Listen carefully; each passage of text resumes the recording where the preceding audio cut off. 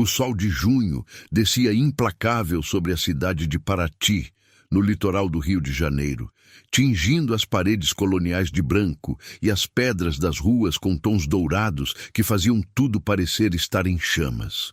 No bairro histórico, escondida atrás de muros cobertos de jasmim, manga rosa e branco, encontrava-se a Fazenda do Jardim Eterno, uma propriedade que havia pertencido à família Mendes durante 5 gerações. Mas os moradores locais tinham outro nome para aquele lugar, um que sussurravam com mistura de fascínio e temor: o Jardim de Sangue. Laura Ferreira chegou a Paraty num ônibus que havia levado 6 horas saindo de São Paulo, com tudo o que possuía espremido em 2 malas e uma mochila. Tinha 28 anos, cabelo castanho escuro que caía em ondas naturais até os ombros, e olhos verdes que haviam visto dor demais para alguém tão jovem. Havia aceitado o trabalho como restauradora de jardins históricos, porque precisava escapar de seu noivo infiel, de sua carreira estagnada, de uma vida na capital paulista que havia se tornado sufocante como a poluição que cobria a cidade todas as manhãs. Se você está gostando desta história, se inscreva no canal e deixe um comentário contando de onde você está assistindo. Seu apoio significa muito para que eu continue trazendo histórias como esta. O contato que a havia contratado, um advogado chamado Dr. Torres, havia explicado por telefone que a fazenda estava abandonada há 15 anos, desde que o último Mendes, um homem solitário e enigmático chamado Salvador, havia desaparecido sem deixar rastro. Agora, um herdeiro distante havia aparecido reivindicando a propriedade, e como parte dos requisitos para a declaração de patrimônio histórico-cultural, o jardim precisava ser restaurado à sua glória original. É um trabalho de 6 meses, havia dito Torres com voz profissional, mas com um tom de inquietação que Laura havia notado, mas ignorado. O pagamento é excelente, inclui acomodação na casa do jardineiro dentro da propriedade. Mas devo avisá-la, senhorita Ferreira, o lugar tem uma reputação. As pessoas da cidade dizem coisas. Se for supersticiosa, talvez este não seja o trabalho para você. Laura não era supersticiosa. Acreditava na ciência, na botânica, no trabalho duro. Lendas e histórias de fantasmas eram para turistas e gente sem educação. Então havia aceitado sem hesitar, desesperada para colocar distância entre ela e os destroços de sua vida na capital. O táxi a deixou em frente aos enormes portões de ferro forjado da fazenda. Estavam parcialmente abertos, enferrujados por anos de abandono, com trepadeiras que os cobriam como se a natureza tentasse reclamar o que os humanos haviam abandonado. Laura empurrou um dos portões com esforço, o metal rangendo de forma inquietante no silêncio da tarde. O que viu do outro lado a deixou sem fôlego, mas não por beleza, pela devastação. O jardim, que uma vez deve ter sido magnífico agora, era uma paisagem apocalíptica de plantas mortas e moribundas. Roseiras selvagens haviam crescido descontroladamente, seus galhos espinhosos se entrelaçando para formar barreiras impenetráveis. Fontes coloniais estavam secas e rachadas, cheias de folhas podres e água parada. Estátuas de mármore, algumas representando santos e outras figuras mitológicas, jaziam quebradas entre a vegetação rasteira, cobertas de musgo e líquens. Mas o mais perturbador eram as rosas. Apesar do abandono, apesar de tudo mais estar murcho e morto, havia rosas florescendo por toda parte. Rosas de um vermelho tão profundo que pareciam quase negras, com pétalas que brilhavam como se estivessem molhadas com algo mais denso que orvalho. Laura se aproximou de uma delas, fascinada apesar da inquietação que sentia. Quando estendeu a mão para tocá-la, um espinho a picou, e uma gota de sangue brotou de seu dedo. Não deveria tocar essas rosas sem luvas, disse uma voz masculina atrás dela, fazendo-a pular de susto. Laura se virou bruscamente e se encontrou diante de um homem que parecia ter surgido das sombras do próprio jardim. Era alto, provavelmente com uns 35 anos, com cabelo preto que roçava seus ombros e olhos tão escuros que pareciam não ter pupilas. Sua pele era pálida, inusualmente pálida para alguém em Paraty, e vestia roupa completamente preta que parecia de outra época. Calças de linho, camisa com botões até o pescoço, botas de couro gastas. Havia algo em sua presença que era simultaneamente magnético e ameaçador. "Quem é o senhor?" perguntou Laura, seu coração batendo acelerado não só pelo susto, mas por algo mais que não conseguia identificar. "Poderia fazer a mesma pergunta", respondeu o homem, um sorriso quase imperceptível brincando em seus lábios. "Mas acho que já sei quem você é. A restauradora de jardins que o Torres contratou, Laura Ferreira."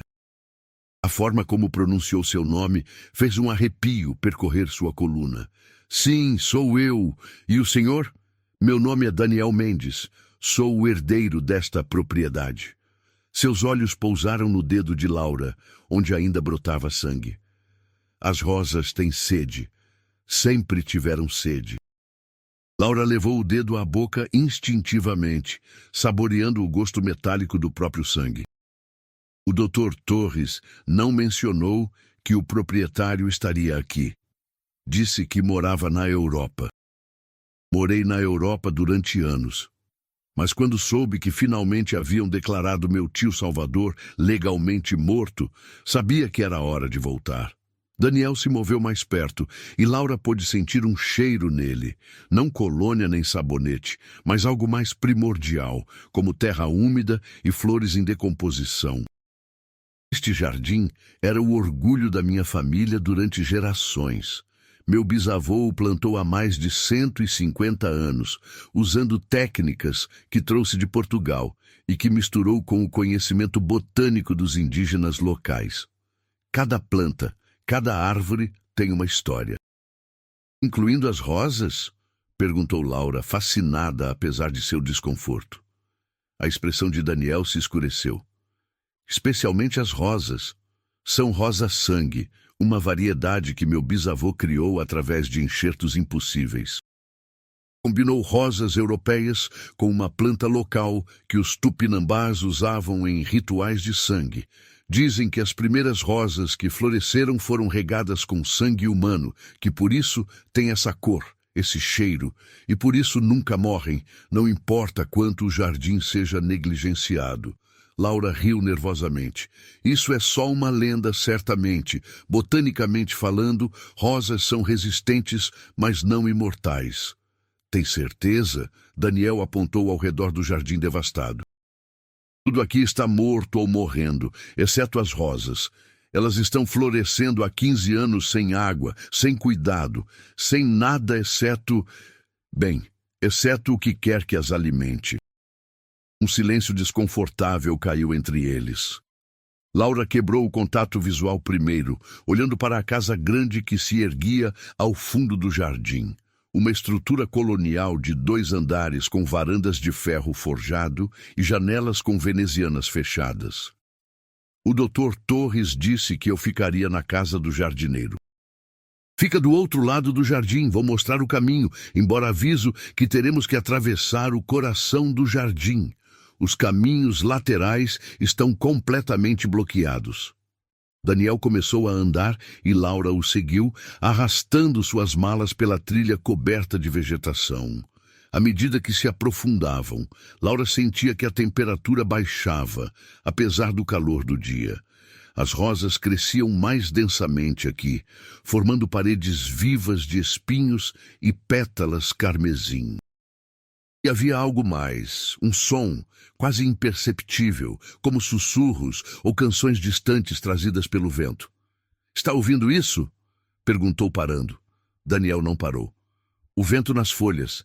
Este lugar brinca com os sentidos, especialmente para os recém-chegados.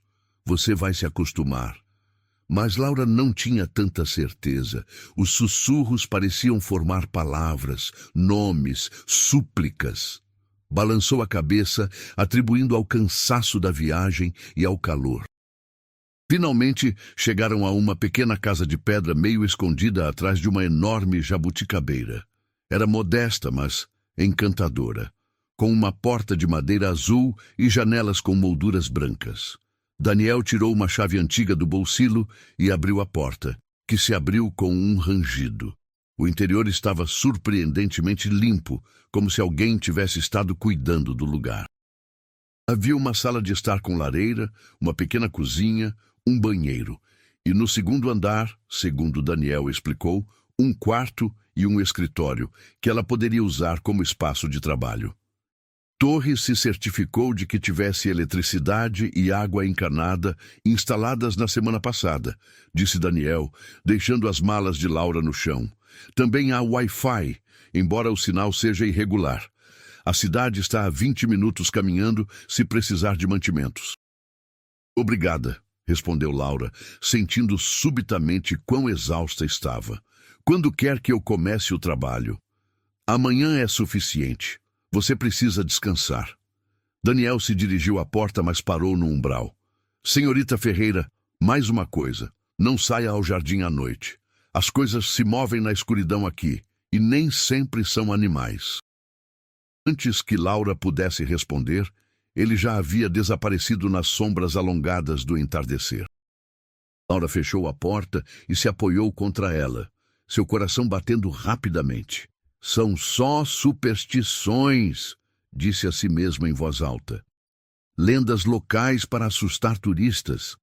Mas enquanto desempacotava suas coisas e preparava um jantar simples do que havia trazido na mochila, não conseguia tirar da mente a imagem daquelas rosas impossivelmente vermelhas, nem a maneira como Daniel a havia olhado, como se soubesse segredos sobre ela que nem ela mesma conhecia. Naquela noite, apesar do cansaço, Laura não conseguiu dormir.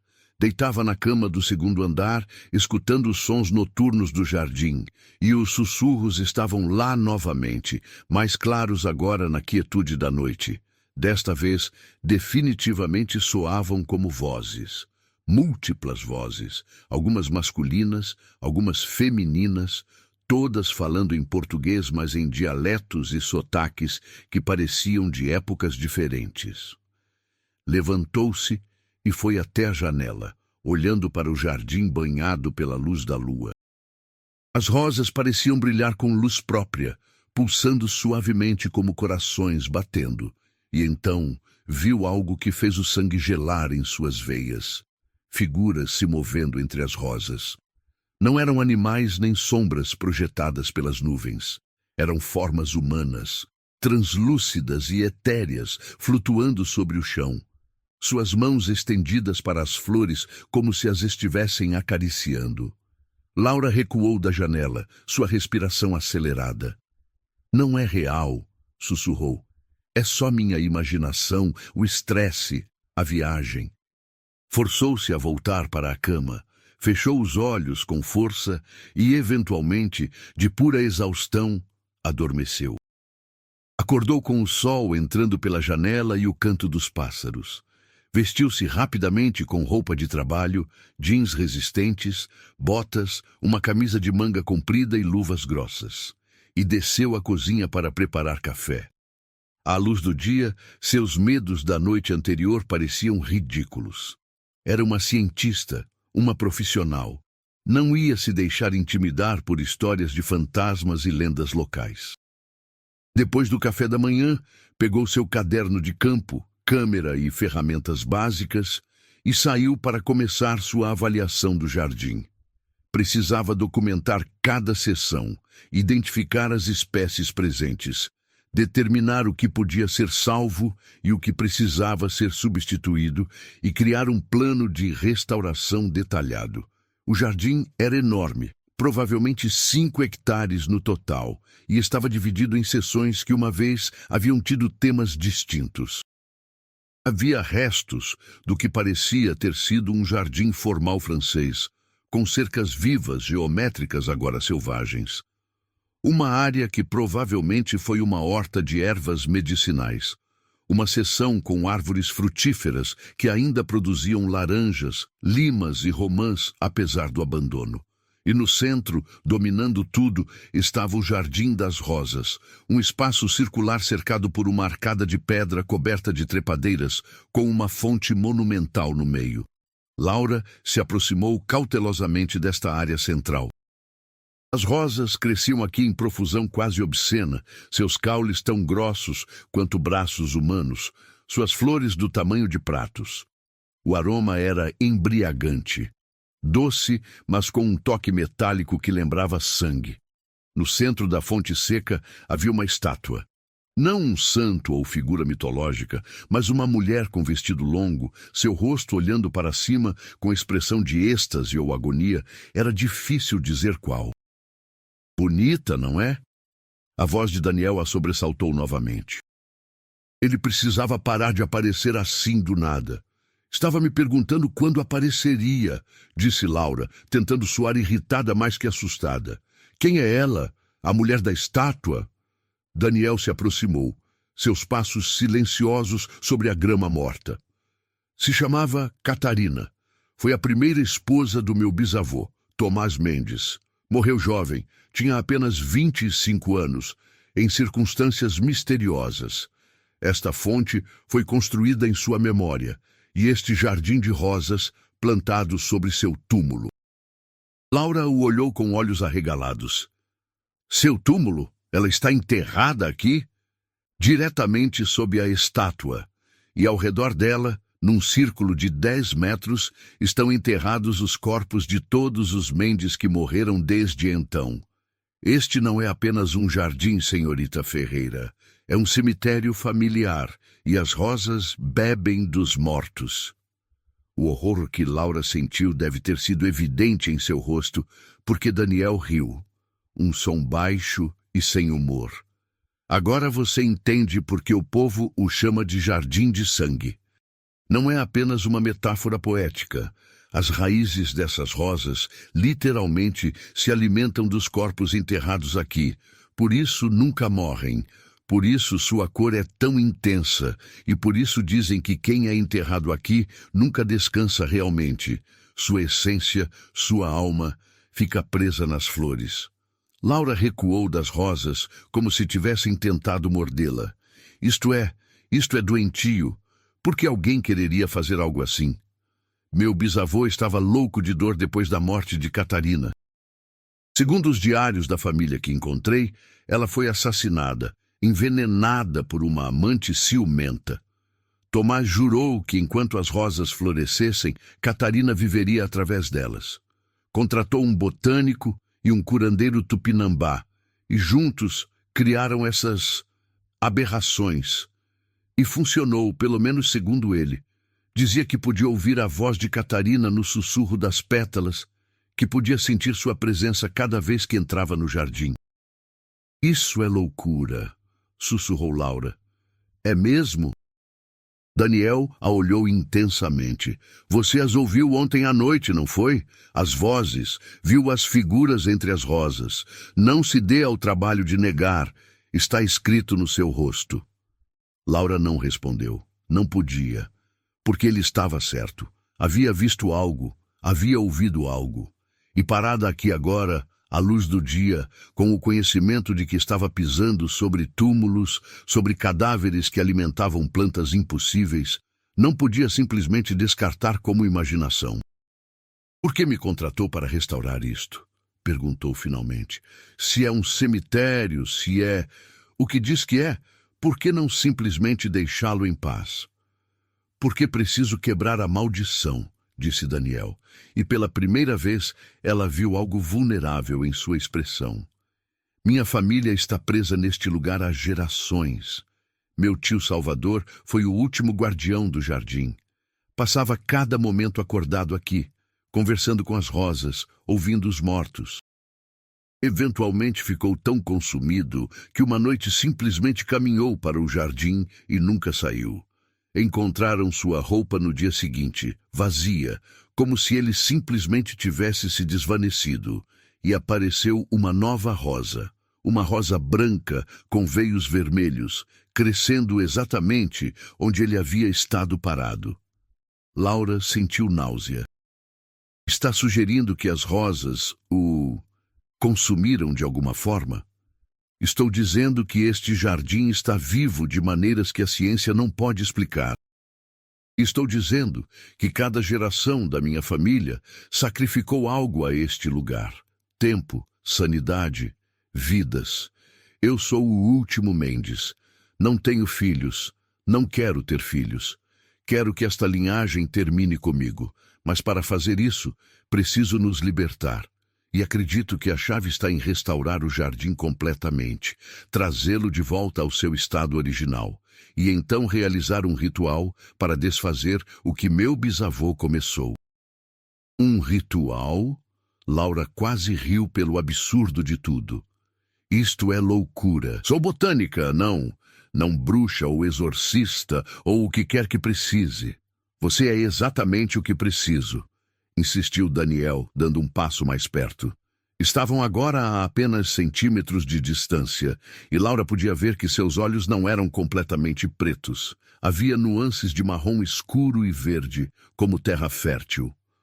Preciso de alguém que entenda plantas, que possa trabalhar com elas, que possa conectar-se com elas.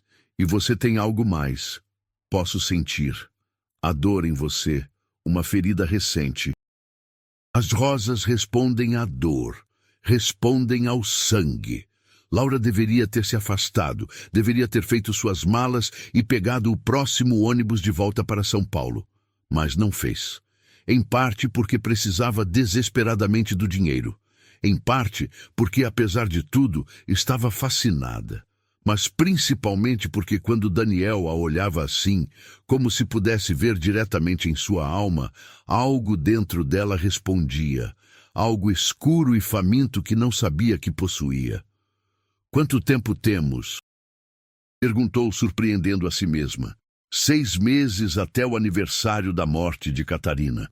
O ritual só pode ser realizado nessa data, o dia em que tudo começou. Daniel sorriu. E foi um sorriso genuíno desta vez, cheio de alívio. Obrigado, Laura. Você não sabe o que isto significa. Era a primeira vez que a chamava por seu nome, sem o título formal, e o som de sua voz dizendo Laura enviou um arrepio completamente diferente por sua coluna, um que não tinha nada a ver com medo. Os dias seguintes caíram numa rotina estranha, mas estruturada. Laura trabalhava do amanhecer ao entardecer, documentando meticulosamente cada seção do jardim, coletando amostras de solo, identificando espécies. Daniel aparecia regularmente, às vezes ajudando fisicamente com tarefas pesadas como mover pedras ou podar galhos mortos, outras vezes simplesmente observando e contando histórias sobre sua família. Laura aprendeu que os Mendes haviam sido uma família poderosa em Paraty, fazendeiros com conexões políticas que remontavam à época colonial. Haviam sobrevivido a revoluções e mudanças de governo, mantendo-se neutros, pagando propinas quando necessário, casando-se estrategicamente. Mas também haviam sido conhecidos por sua excentricidade. Vários membros da família haviam mostrado interesse em ocultismo, em práticas indígenas proibidas, em misturar ciência com superstição. Meu bisavô não foi o primeiro a experimentar com o impossível, explicou Daniel uma tarde, enquanto descansavam sob a sombra de um abacateiro centenário. Mas foi o mais bem-sucedido ou o mais amaldiçoado, dependendo de como você vê. Também aprendeu sobre o próprio Daniel. Havia deixado o Brasil aos 18 anos, depois de uma discussão violenta com seu tio Salvador sobre o futuro da propriedade. Havia estudado arquitetura em Paris, trabalhado em restauração de edifícios históricos por toda a Europa, mas nunca havia criado raízes em nenhum lugar, nunca havia tido um relacionamento duradouro. É como se este lugar me perseguisse, não importa para onde eu fosse, disse com amargura. Cada vez que começava a me sentir confortável em algum lugar, começava a ouvir as vozes novamente, a sentir o cheiro das rosas. Sabia que eventualmente teria que voltar. Laura entendia essa sensação mais do que gostaria de admitir. Sua própria fuga de São Paulo havia sido uma tentativa de deixar para trás a dor da traição de seu noivo. O havia encontrado em sua própria cama, com sua melhor amiga, duas pessoas em quem havia confiado completamente. Mas a dor a havia seguido, aninhando-se em seu peito como uma semente escura. Uma noite, aproximadamente 2 semanas depois de sua chegada, Laura estava trabalhando tarde em seu escritório, revisando mapas históricos do jardim que Daniel havia encontrado nos arquivos da família. Ouviu uma batida em sua porta. Quando abriu, encontrou Daniel parado ali com uma garrafa de cachaça e 2 copos. Pensei que poderíamos usar um descanso, disse com um sorriso quase tímido. E há algo que quero mostrar a você. Compartilharam a cachaça sentados na pequena varanda da casa do jardineiro, o álcool queimando suavemente enquanto descia por suas gargantas. Daniel contou sobre um diário que havia encontrado, escrito pela própria Catarina nos meses antes de sua morte. Ela sabia que ia morrer, disse em voz baixa. Havia descoberto o caso do marido e confrontou a outra mulher. Mas em vez de ir embora, decidiu ficar e lutar. Em sua última entrada escreveu: "Se tenho de morrer, não será em vão. Meu amor o prenderá a este lugar para sempre. Ele nunca me esquecerá. Nunca será livre." "Meu Deus!" sussurrou Laura. "Ela planejou tudo isso? A ideia das rosas do jardim-cemitério?" "Acho que sim. Acho que Tomás pensava que era ideia dele, mas que Catarina havia plantado a semente em sua mente. Ela queria vingança e conseguiu. Amaldiçoou ele e todos os seus descendentes." "Mas você não fez nada de errado", protestou Laura, sua mão encontrando a dele sem pensar conscientemente. "Não é justo que carregue a vingança dela." Daniel entrelaçou seus dedos com os dela e o contato enviou eletricidade através de ambos. "E você?" perguntou suavemente. "O que você fez para merecer a dor que carrega?" Laura sentiu lágrimas ardendo em seus olhos. Não havia chorado pela traição de seu noivo. Havia estado com muita raiva, orgulhosa demais. Mas agora, com este estranho que se sentia menos estranho a cada dia, sentiu as barreiras se quebrarem. "Nada", sussurrou. "Não fiz nada exceto amar as pessoas erradas." Daniel se aproximou mais, sua mão livre levantando-se para tocar suavemente sua bochecha, limpando uma lágrima que havia escapado. "Então somos 2 prisioneiros de pecados que não cometemos." O momento se carregou de tensão. Não a tensão desconfortável de antes, mas algo mais quente, mais perigoso. Laura podia ver a pergunta em seus olhos, o desejo que estava lutando para controlar. E percebeu que sentia o mesmo. Em algum momento durante estas semanas, Daniel havia deixado de ser seu empregador misterioso e havia se tornado algo mais. Alguém que entendia dor, escuridão, a sensação de estar preso por forças além de seu controle. "Isto é má ideia", murmurou Laura, mas não se afastou. "Provavelmente", concordou Daniel, inclinando-se mais perto. "Estamos num jardim amaldiçoado, trabalhando para quebrar um feitiço do qual não tenho certeza se é real. Estamos ambos machucados. Há 1000 razões pelas quais isto não deveria acontecer. Então me diga por que parece ser a única coisa certa", sussurrou Laura, justo antes que seus lábios se encontrassem. O beijo foi tentativo no início, exploratório, mas rapidamente se aprofundou. Anos de solidão e dor se derramando no contato. As mãos de Daniel se emaranharam em seu cabelo enquanto ela o puxava mais perto, o copo de cachaça caindo esquecido ao lado.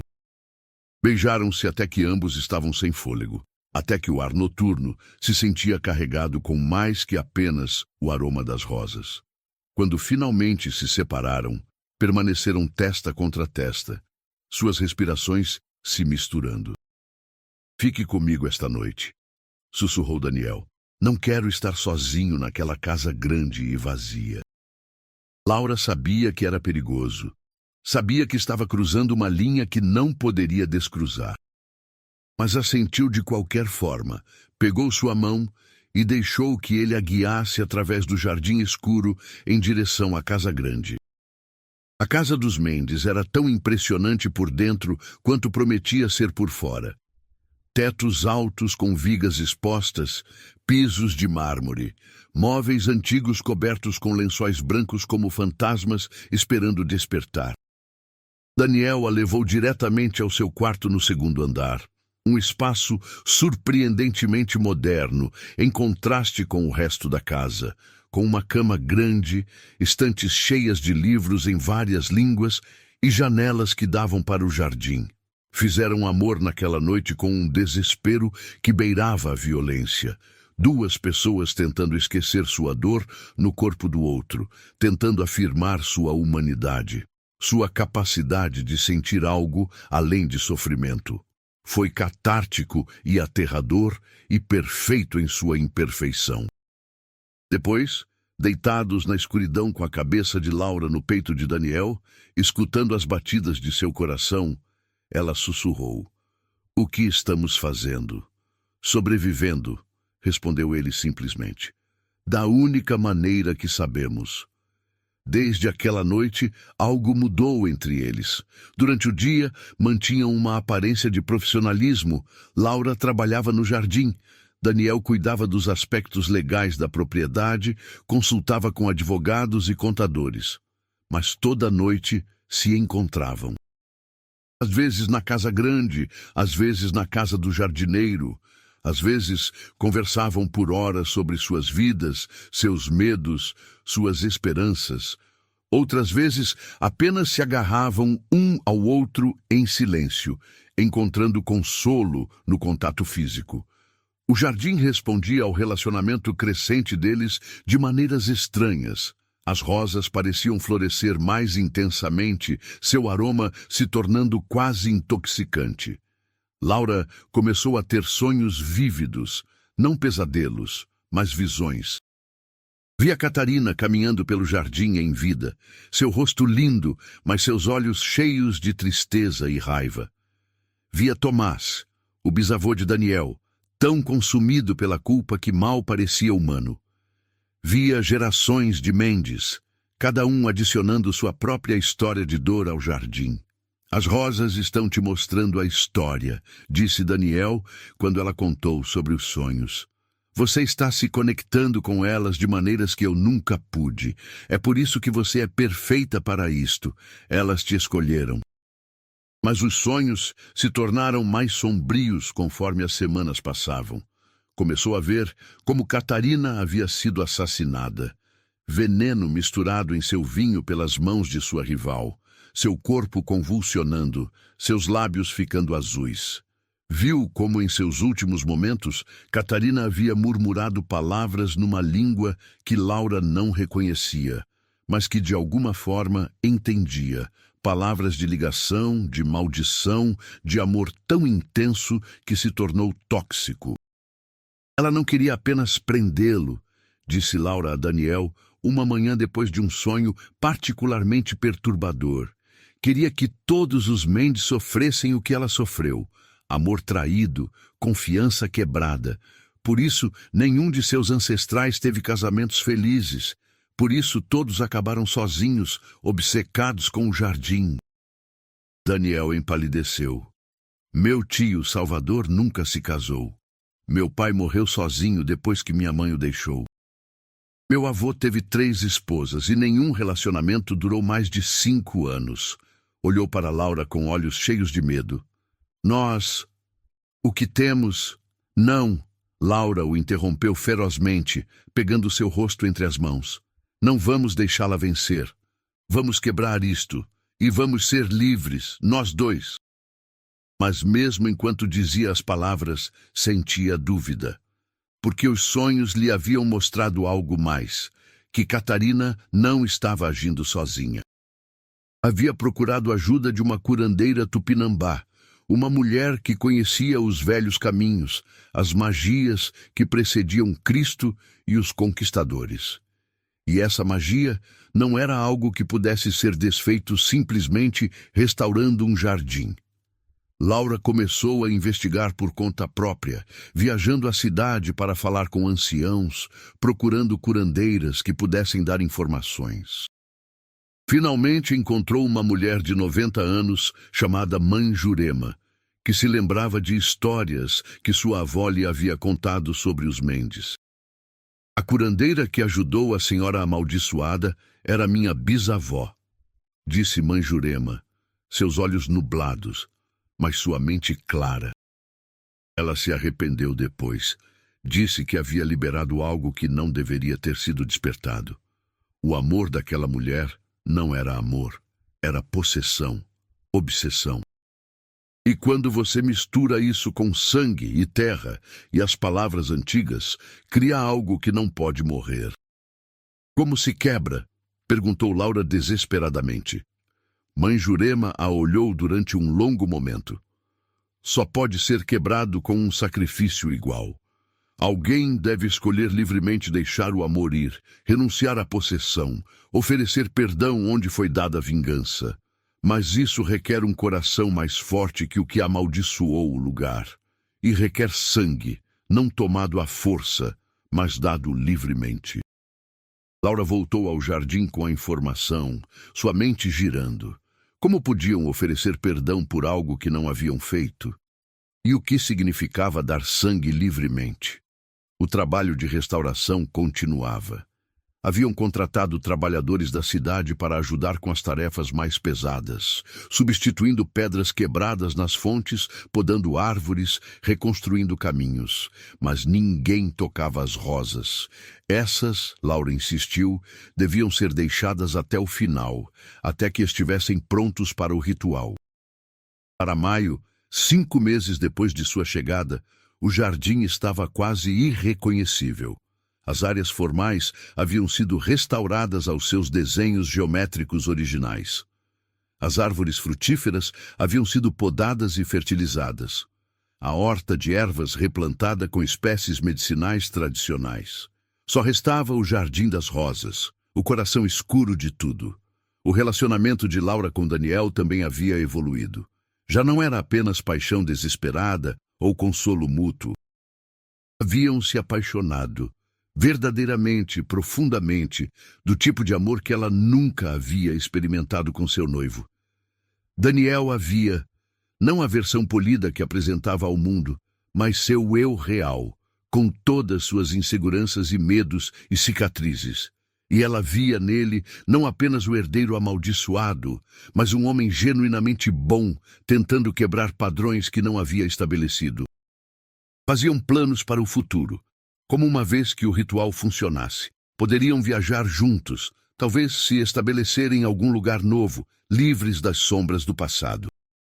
Laura falaria sobre abrir seu próprio negócio de design de jardins. Daniel, sobre voltar à arquitetura, mas num contexto que lhe importasse. Mas esses planos se sentiam frágeis, como se um vento forte pudesse soprá-los. Porque à medida que se aproximavam da data do ritual, 1º de junho, o aniversário da morte de Catarina, as coisas no jardim se tornavam mais ativas, mais hostis. Laura era atacada pelas rosas regularmente agora, os espinhos rasgando sua roupa, arranhando sua pele. As vozes já não eram sussurros distantes, mas gritos, súplicas, acusações. E as figuras que via à noite se tornavam mais sólidas, mais reais. Uma noite acordou para encontrar uma mulher parada ao lado de sua cama, jovem, bonita, com olhos cheios de ódio. Soube instintivamente que era Catarina. Ele é meu, sibilou o espectro. Todos os Mendes são meus. Você não vai tirá-lo de mim. Ele não é seu, respondeu Laura, tentando manter a voz firme apesar do terror. Nunca foi. E seu amor era apenas veneno desde o início. Catarina gritou, um som que sacudiu as janelas, e então desvaneceu. Mas Laura sabia que era um aviso. A maldição não se deixaria desfazer facilmente.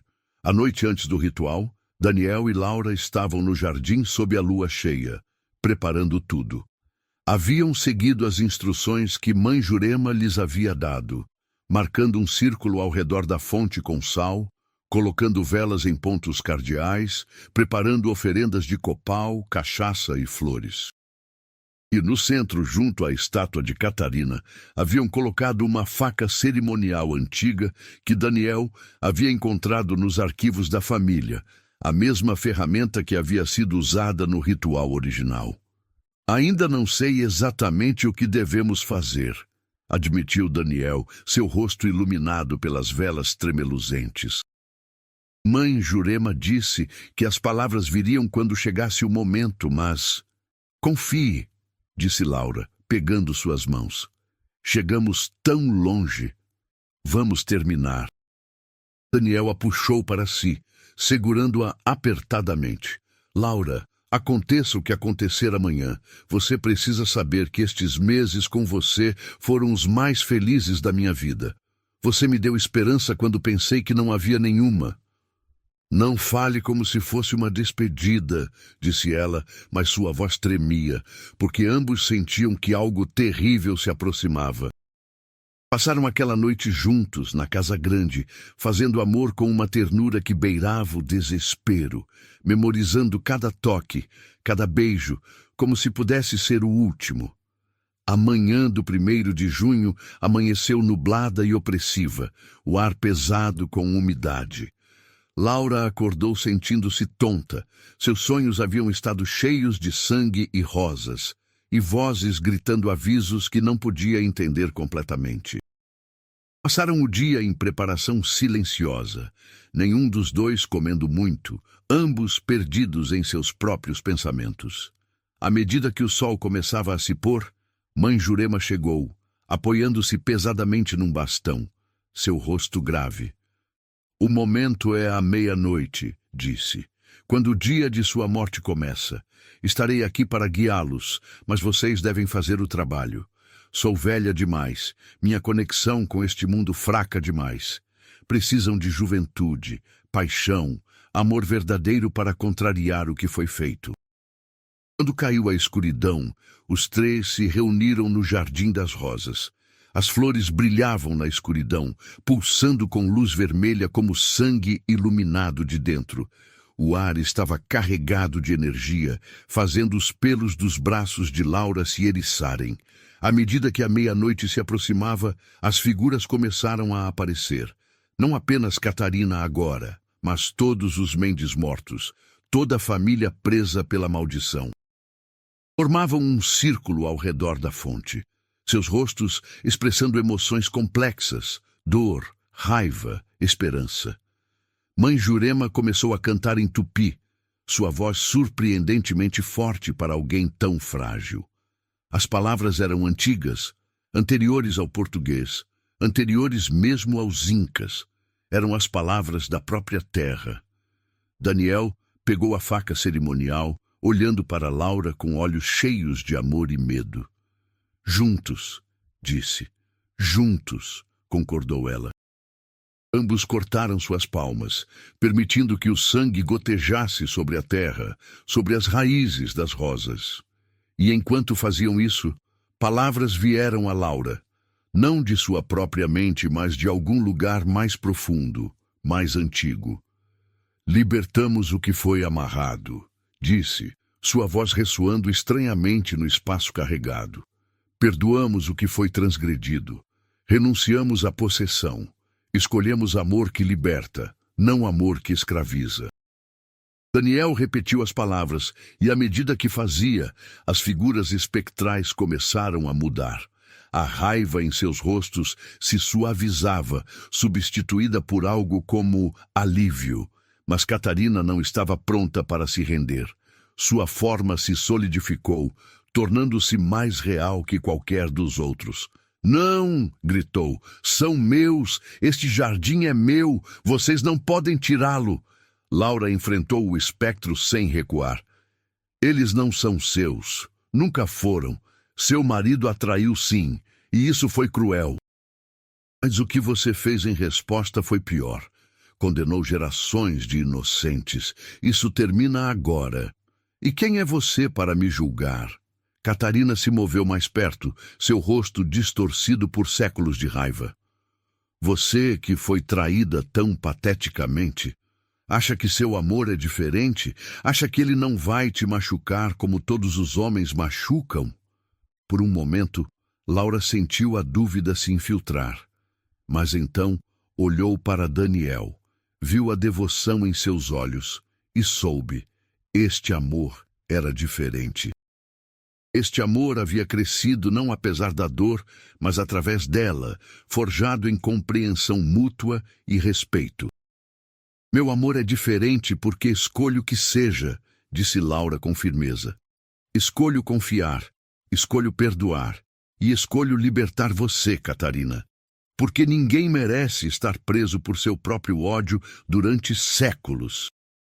Estendeu sua mão ensanguentada em direção ao espectro. Daniel fez o mesmo. Enquanto seu sangue caía sobre as rosas, enquanto pronunciavam palavras de perdão e libertação, algo mudou fundamentalmente no jardim. As rosas começaram a se transformar. O vermelho sangue desvanecia, substituído por rosas brancas, amarelas, rosadas, cores de vida, não de morte. Os espinhos caíam, dissolvendo-se em pó, e os espectros, um por um, começaram a desvanecer, não desaparecendo, mas se elevando, suas formas se tornando luz pura. Catarina foi a última a ir. Por um momento, seu rosto mostrou confusão, depois compreensão e finalmente algo como gratidão. Obrigada, sussurrou, por me dar o que nunca pude me dar, permissão para deixar ir. E então, ela também se foi, dissolvendo-se em 1 milhão de partículas brilhantes que subiram para o céu noturno. O silêncio que seguiu foi absoluto. As vozes haviam cessado. O ar se sentia mais leve. E as rosas, as amaldiçoadas rosas de sangue, haviam se transformado num jardim ordinário, mas lindo de flores em múltiplas cores. Mãe Jurema riu, um som de puro alívio. Conseguiram, disse. Depois de 150 anos, finalmente está quebrado. Laura e Daniel se abraçaram, ambos tremendo de exaustão e alívio. Haviam sobrevivido, haviam vencido, e agora, finalmente, eram livres para construir um futuro sem sombras do passado. Os meses seguintes foram de cura e reconstrução. O Jardim Eterno, já não o Jardim de Sangue, se tornou um projeto comunitário. Com a maldição quebrada, os moradores locais que haviam evitado a propriedade durante gerações, agora vinham voluntariamente para ajudar com a manutenção e melhorias. Tornou-se um lugar de cura, não apenas para a terra, mas para as pessoas. Casais em crise encontravam renovação caminhando pelos caminhos.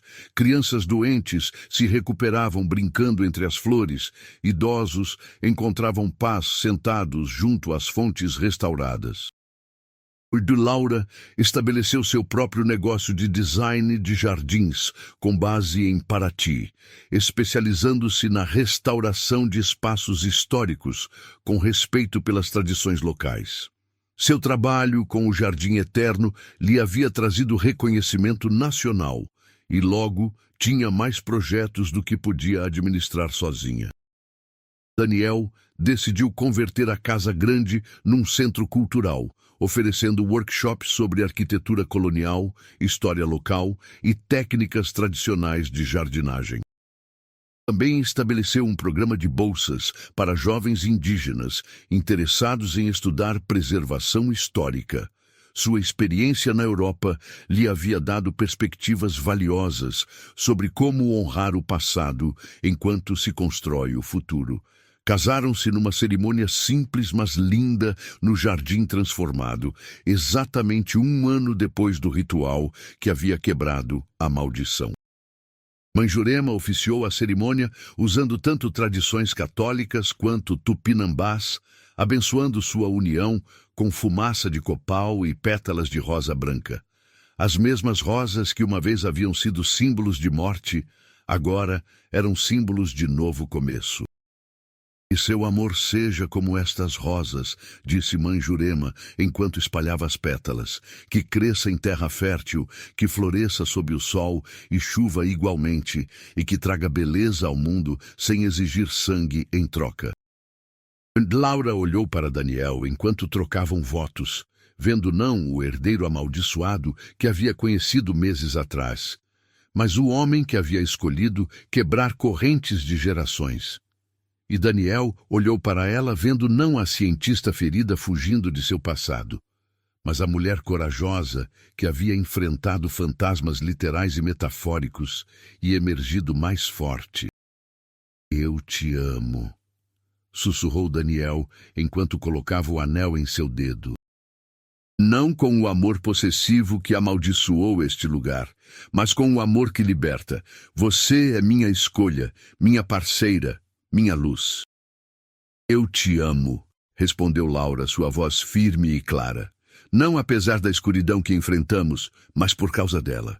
Porque me mostrou que o amor verdadeiro não é a ausência de dor, mas a escolha de curar juntos." Enquanto se beijavam, sob um arco de flores brancas e amarelas, os convidados, moradores de Paraty, que haviam testemunhado a transformação do jardim amaldiçoado em santuário de paz, aplaudiram e choraram. Era mais que um casamento. Era uma celebração de vitória sobre o passado, de esperança para o futuro, de amor que escolhe libertar em vez de aprisionar. Tu, naquela noite, enquanto dançavam sob as estrelas no jardim que já não sussurrava com vozes dos mortos, mas cantava com risos dos vivos, Laura percebeu algo profundo. Havia vindo a Paraty fugindo de dor, procurando escapar de traição e coração partido. Mas o que havia encontrado era muito mais que cura pessoal. Havia encontrado propósito. Havia descoberto que sua dor não era fim da história, mas o começo de uma nova. Que os lugares mais sombrios podem ser transformados com coragem e amor. E maldições podem ser quebradas não com magia elaborada, mas com escolhas simples e profundas. Escolher perdão sobre vingança, liberdade sobre possessão, amor que dá em vez de amor que toma. "No que está pensando?", perguntou Daniel, puxando-a mais perto enquanto dançavam. "Que vim aqui procurando trabalho e encontrei um lar", respondeu Laura, apoiando a cabeça em seu ombro. "Que pensei que estava quebrada e descobri que estava apenas transformando. Que o jardim não precisava apenas de mim, eu precisava dele." Daniel beijou o topo de sua cabeça suavemente. "Nós precisávamos um do outro", corrigiu. "Sozinhos, éramos apenas dois sobreviventes carregando feridas. Juntos, nos tornamos curadores. Do jardim, de nós mesmos, talvez de outros que virão." E tinham razão. Nos anos que se seguiram, o Jardim Eterno se tornou lugar de peregrinação para pessoas buscando cura de seus próprios traumas. Laura e Daniel desenvolveram programas terapêuticos usando jardinagem como ferramenta de recuperação emocional. Veteranos com transtorno de estresse pós-traumático encontravam paz trabalhando com a terra. Mulheres escapando de relacionamentos abusivos redescobriram sua força cultivando vida nova. Crianças traumatizadas aprendiam que crescimento é possível mesmo depois de feridas profundas. Mãe Jurema, nos seus últimos anos de vida, vinha frequentemente ao jardim, sentando-se nas sombras frescas da jabuticabeira e observando o trabalho de transformação acontecer. "Minha bisavó fez um erro ajudando aquela mulher amaldiçoada", dizia ela. "Mas vocês dois transformaram esse erro em algo sagrado. Esta é a verdadeira magia. Não controlar ou possuir, mas libertar e curar." Laura nunca esqueceu as lições do jardim. Cada rosa que plantava, cada planta que curava, cada espaço que restaurava, carregava a memória de que beleza pode nascer de dor, que vida pode emergir de morte, que amor verdadeiro não aprisiona, mas liberta. E às vezes, em noites especialmente claras, quando a lua cheia iluminava o jardim transformado, Laura jurava que podia sentir algo. Não as vozes aterrorizantes do passado, mas algo mais suave, como gratidão sussurrada pelo vento. Como se Catarina, finalmente em paz, estivesse enviando bênçãos em vez de maldições. Daniel também sentia, e nessas noites caminhavam juntos pelo jardim que havia sido prisão de sua família por gerações, e agora era santuário de esperança. Tocavam as rosas que já não tinham espinhos, escutavam as fontes que fluíam com água clara, respiravam ar que cheirava a jasmim e vida nova. Valeu a pena, disse Daniel uma dessas noites, 10 anos depois do ritual que havia quebrado a maldição.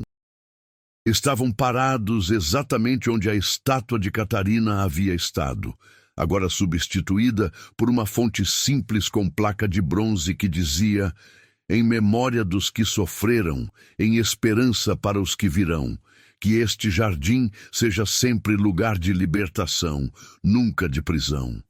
Cada momento, concordou Laura, entrelaçando seus dedos com os dele, cada desafio, cada medo, cada noite sem dormir, questionando se éramos loucos, tudo valeu a pena. E era verdade. Porque haviam transformado não apenas um jardim, mas suas próprias vidas. Haviam tomado histórias de dor, tanto pessoais quanto geracionais, e as haviam reescrito com coragem e escolha consciente. Laura nunca voltou para São Paulo para viver. Paraty havia se tornado seu lar de maneiras que a capital nunca foi. Aqui, rodeada por montanhas cobertas de mata atlântica, o mar brilhando ao horizonte e o jardim que havia ajudado a curar, encontrou algo que nem sabia que estava procurando. Não apenas amor, não apenas propósito, mas paz profunda. Teve filhos com Daniel, 2 meninos e uma menina, todos criados com histórias sobre a importância de quebrar ciclos, de escolher cura sobre vingança, de plantar beleza mesmo em solo que já conheceu escuridão. E essas crianças cresceram livres das maldições que haviam assombrado gerações de Mendes, livres para escolher seus próprios caminhos, carregando em vez disso a herança de coragem e transformação. O Jardim de Sangue tornou-se lenda, mas não a lenda assustadora que havia sido. Agora era história de esperança, contada em workshops e livros, compartilhada com visitantes de todo o Brasil e além. História sobre como os lugares mais sombrios podem ser redimidos, como o amor mais destrutivo pode ser transformado em força curativa, como escolhas conscientes podem quebrar padrões de gerações. Toda a primavera, quando as rosas floresciam em suas centenas de cores vibrantes, brancas, amarelas, cor-de-rosa, vermelhas, mas não mais do vermelho de sangue, apenas o vermelho alegre de vida. Laura parava para agradecer. Agradecer pela traição que a havia empurrado para esta jornada. Agradecer pelas rosas que haviam testado sua coragem. Agradecer por Daniel, que havia confiado nela com segredos de sua família e seu coração. Agradecer por Mãe Jurema, que havia guardado conhecimento antigo e o havia compartilhado no momento certo. Mas principalmente agradecer pela escolha que haviam feito, a escolha de enfrentar escuridão em vez de fugir, de curar em vez de perpetuar feridas, de amar com liberdade em vez de possessão. Se você gostou desta história e quer continuar acompanhando mais narrativas emocionantes como esta, não esqueça de se inscrever no canal e deixar nos comentários de onde você está nos assistindo. Seu apoio é fundamental para trazermos mais histórias que tocam o coração. O jardim havia sido plantado com sangue e vingança, mas havia sido redimido com coragem e amor. E essa, Laura sabia, era a história mais importante de todas. Não a da maldição, mas a da cura. Não a do aprisionamento, mas a da libertação. Não a do fim, mas do recomeço. Porque mesmo nos lugares mais improváveis, mesmo nos corações mais feridos, mesmo nas histórias mais sombrias, sempre há possibilidade de transformação. Sempre há escolha, sempre há esperança. Às vezes, se tivermos coragem suficiente para enfrentar nossos demônios e amor suficiente para oferecer perdão, onde foi plantado o ódio, podemos transformar jardins de sangue em jardins eternos, lugares onde vidas são curadas, amores são celebrados e novas histórias começam livres das correntes do passado, florescendo em direção a futuros mais brilhantes.